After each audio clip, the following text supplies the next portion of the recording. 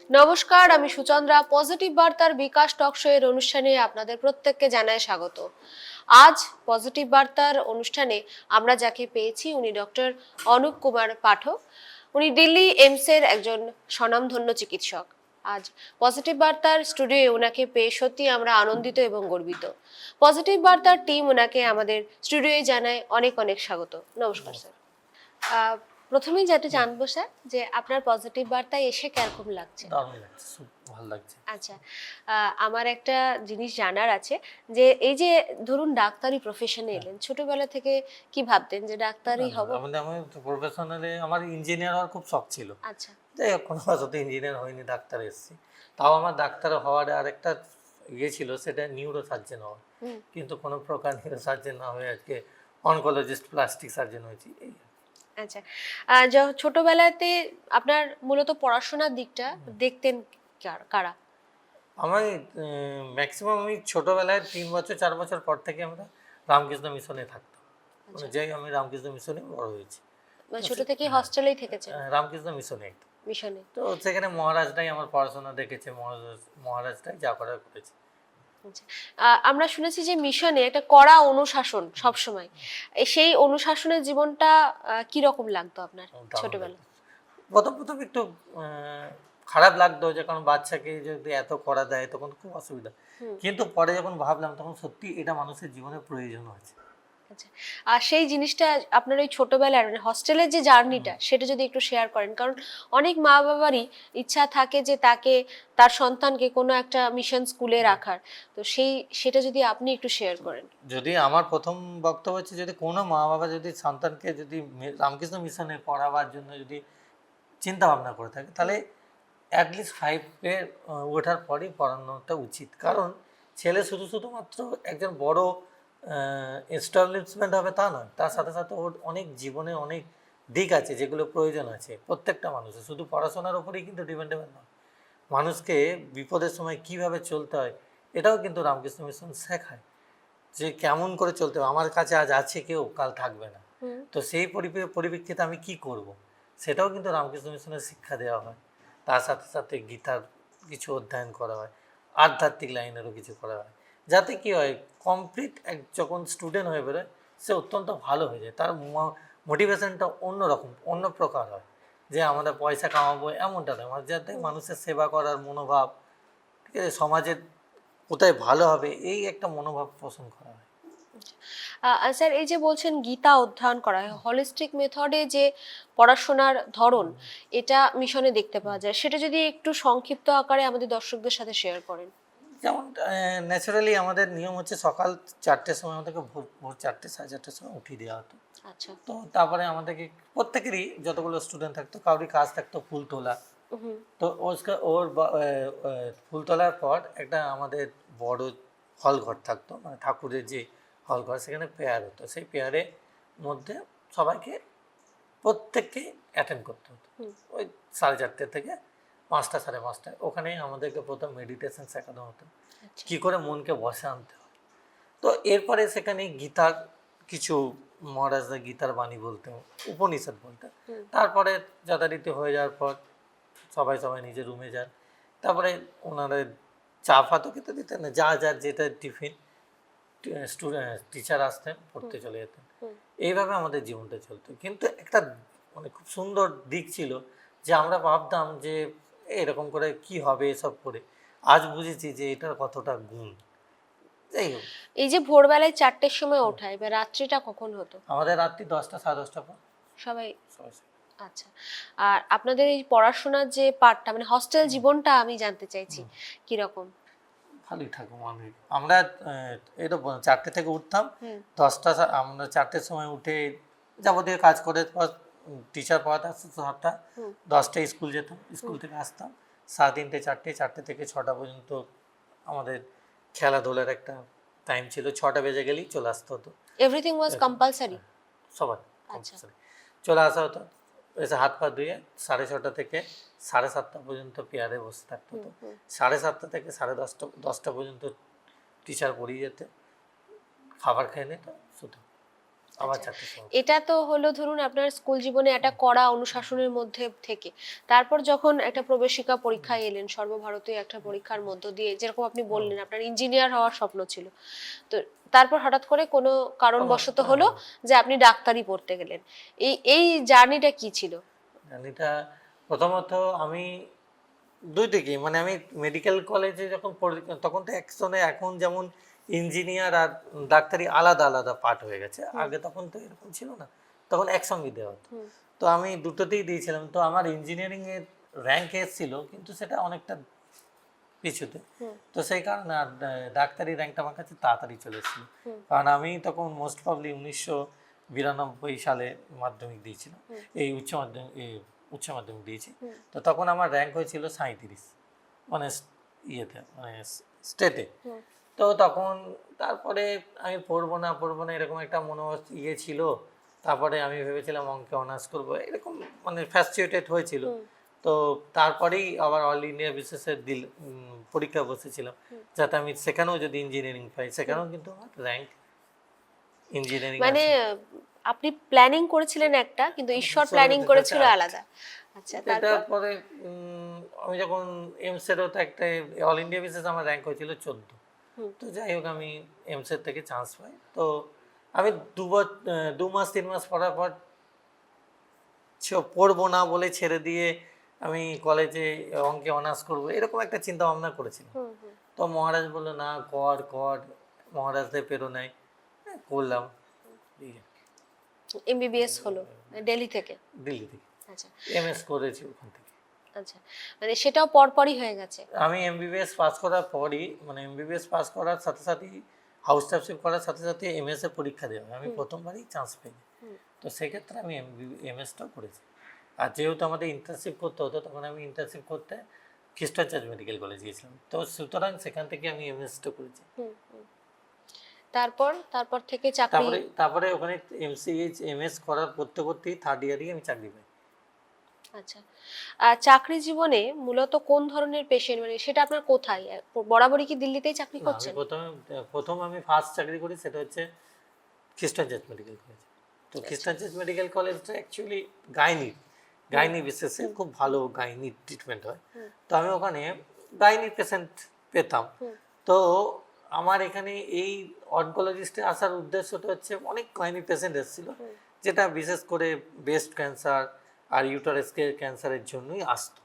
তো আমার তখন এটা দেখে চিন্তা ভাবনা হয়েছিল যে এরা এরকম হচ্ছে, তো এদের তো কিছু করতে পারলে আমারও ভালো। তো আমি সেই হিসাবে এমএস এর উপর ওই ক্যান্সারটাই নিলাম। যাই হোক। আচ্ছা স্যার, একটা জিনিস জানতে চাইছি যে ক্যান্সার যদি কোনো পরিবারে হয়, মানে এরকম শোনা যায় যে ব্যক্তি তো শেষ হচ্ছেই, তার সাথে শেষ হয়ে যাবে এরকমই, মানে তারা বাঁচার আশা, নিজের মনের শব্দটা যখনই শোনে যে ক্যান্সার হয়েছে, তখন সে মন থেকেও মরে যায়, এবং একসাথে তার পরিবারের ওই বিপুল পরিমাণ খরচা, ক্যান্সার রোগীর যে ট্রিটমেন্টের যে খরচা, সেটা বহন করার কথা ভেবে বাড়ির লোকেরও রাতের ঘুম উড়ে যায়। তো সেই জিনিসটা কিভাবে আপনারা দেখছেন? দেখুন, অ্যাকচুয়ালি প্রথমত হচ্ছে ক্যান্সার কিন্তু যে এমন কিন্তু আহামরি কিছু নেই। যেমন একটা প্রত্যেক বাড়ির মধ্যে এটা আমাদের তাদের চিন্তা ভাবনা হয়ে গেছে যে ক্যান্সার, এবার প্রথমত হচ্ছে ক্যান্সার যখন ক্যান্সার হওয়ার সাথে সাথেই আমরা প্রথমত ট্রিটমেন্ট করি, আমরা অন্য ডাক্তারের কাছে যাই হোক, যেটা ডাক্তারদের নামে বদনাম না করা টাইপেরটা। তো আমাদের কাছে যখন পেশেন্ট আসে তখন হয় থার্ড স্টেজ কিংবা লাস্ট স্টেজ। তো সেই ক্ষেত্রে পেশেন্টকে তো আর কিছু করার যায় না, করার থাকে না। তো কিন্তু ক্যান্সার কিন্তু হাতের নাগালে, যদি কেউ প্রথম থেকে যদি ট্রিটমেন্ট করে, ক্যান্সার সম্পূর্ণ সুস্থ, নট কিউরেবল, কিন্তু মানে সে লাইফ স্পেন তো করতে পারে, মানে বাড়বে মানে স্যার ইনিশিয়াল যেটা আপনি বলছেন যে সেকেন্ড বা থার্ড স্টেজে আপনারা পান, তাহলে ডিটেকশন ফার্স্টের দিকে কিভাবে মানে বুঝবে সেই ব্যক্তি ক্যান্সারে আক্রান্ত? আমি এটা যদি কোনো একটা পার্টিকুলার জায়গায়, যেমন ইউটারাসে ক্যান্সার হলে, অনেক সময় ইউটারাসে ক্যান্সার হলে ওনার হরমোনের এক্সচেঞ্জ হবে, সে বুঝতে পারবে। তারপরে পেন হবে, কখনো কখনো বুকেতে হালকা করে জল জমবে, ঠিক আছে, শুকনো কাশি হবে। তো এই ক্ষেত্রে আমরা অনেক সময় কি করি, নেগলেক্ট করি, এটা অ্যালার্জির কাশি বলে ছেড়ে দিই, বা কোনো চেস্টের ডাক্তার বলো এটা চেস্ট থেকে হচ্ছে, কিন্তু এটা সম্পূর্ণ ভুল। কারণ ক্যান্সার অনেক সময় পেন হয়, আবার অনেক সময় পেন হয় না, ঠিক আছে? কিন্তু পেন মিনিমাম কিছু না কিছু থাকে, ঠিক আছে? তো গাইনির এটা হয়। ব্রেস্টের ক্ষেত্রে ধরুন এখন যাতে গেদান্তিক 21 থেকে 23 বছরের মেয়েদের মধ্যেই ব্রেস্ট ক্যান্সার বেশি হচ্ছে। আচ্ছা। এদের প্রবণতাটা হচ্ছে ফাস্টফুড হুম। খাওয়ার যে ধরন, লাইফস্টাইল চেঞ্জ না হওয়া পর্যন্ত এই রোগের কিছু, লাইফস্টাইলটাকে চেঞ্জ করতে হবে ফার্স্ট। যেমন আমরা বেশি বেকারি বিস্কুট খাই, তারপরে চিকচিকির মানে পলিথিন 40 মাইক্রনের নিচেই যেসব পলিথিন আছে তাতে আমরা খাবার খাই, আমরা ফ্রাই খাবার বেশি খাই, জাঙ্ক ফুড বেশি খাই, যার জন্য আমাদের আজকে ক্যান্সারের এরকম বাড়বাড়ন্ত। কিন্তু ক্যান্সার কিন্তু একটা সেল গঠিত রোগ। এই সেলকে তখনই মারা হয় যখন অতিরিক্ত প্রোটিন আমার শরীরে চলে যায়। একটা প্রোটিন মানে বিষ, তো যখন পয়জন হয়ে যায়, তো একটা প্রোটিন যখন হাই প্রোটিন হয়ে যায়, তখন তার সেলগুলো গ্রোথ আনলিমিটেড হয়ে যায়, একটার উপর আর একটা উঠে যায়। যখন বিন্যাসে ঠিকঠাক না হয়, তখন একটা টিউমারের আকার নেয়, সেটাই কখনো ক্যান্সার হয়। তো সব টিউমার যে ক্যান্সার হবে এমনটাও কিন্তু না।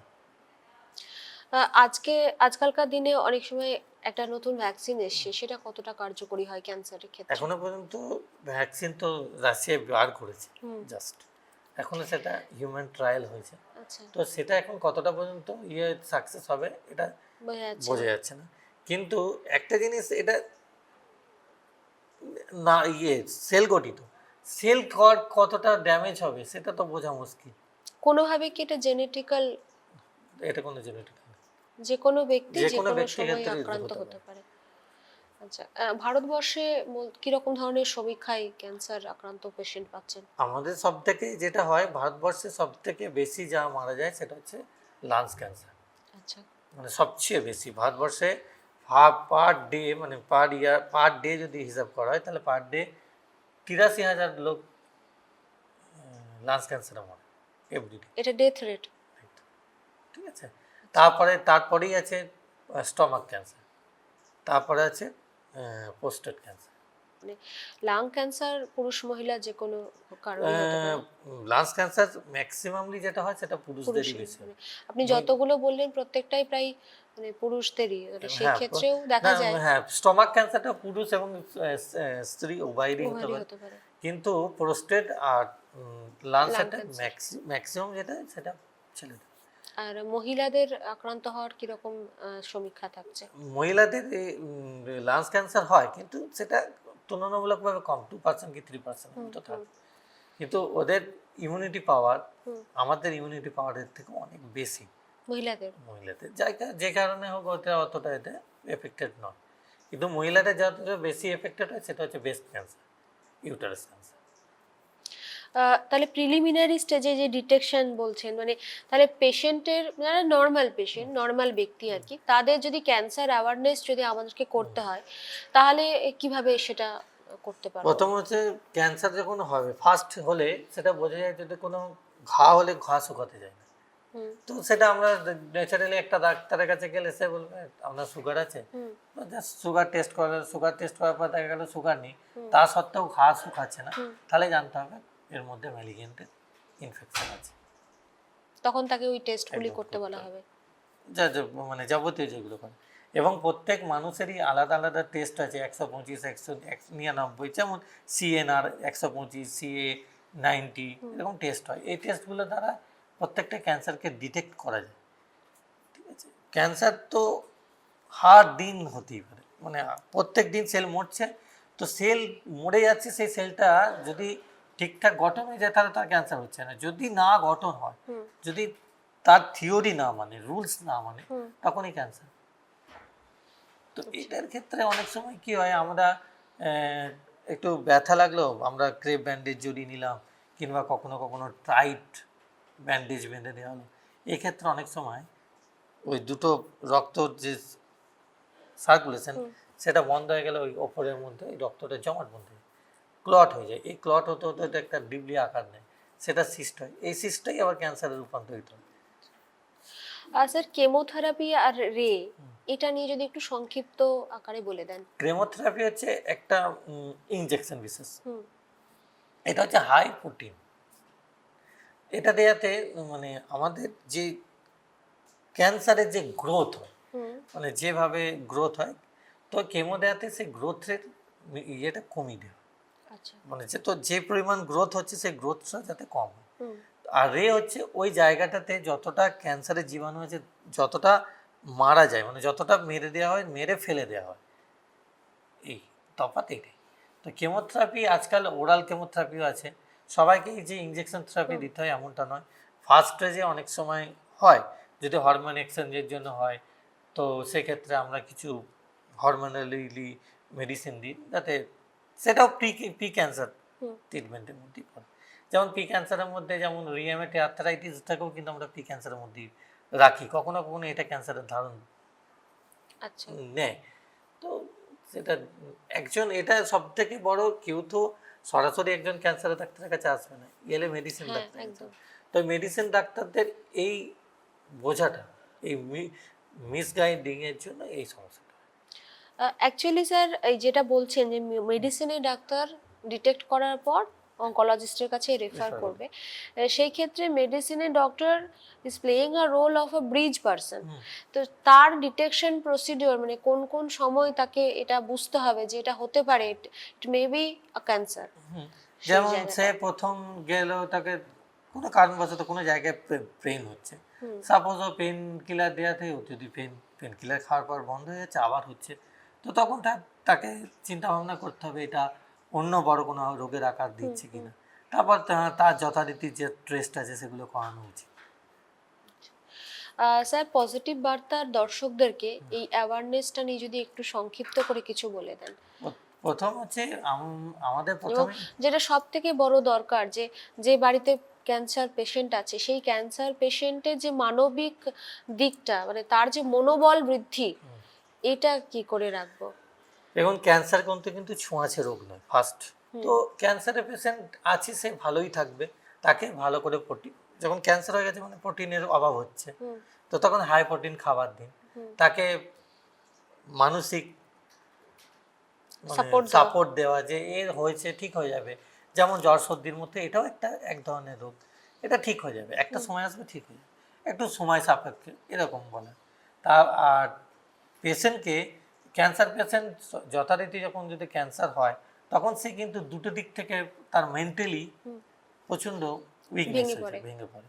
তো তাকে সাপোর্ট করা, তারপরে প্রত্যেককে, আর আমাদের অ্যাওয়ারনেস শুধু এইটুকুই যে ফ্রাই ফ্রাই ফুড যত কম খাওয়া যায় ততই বেটার, জাঙ্ক ফুড কম খাওয়া বেটার, স্মোকিং না করাটাই বেটার। তারপরে বাজারে কোনো জিনিস আমরা যেই কোনো শাক সবজি যেটাই নিয়ে আসি, সেটা পেস্টিসাইড থাকে, সেটাকে ভালো করে ধুয়ে তারপরে হাইজিন মেনটেনটা একদম খুবই দরকার। বেশ।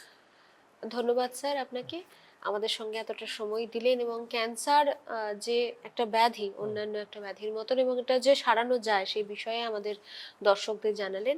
অসংখ্য ধন্যবাদ আপনাকে। পজিটিভ বার্তার পুরো টিম আপনাকে আপনার জীবনের জন্য শুভকামনা জানায়।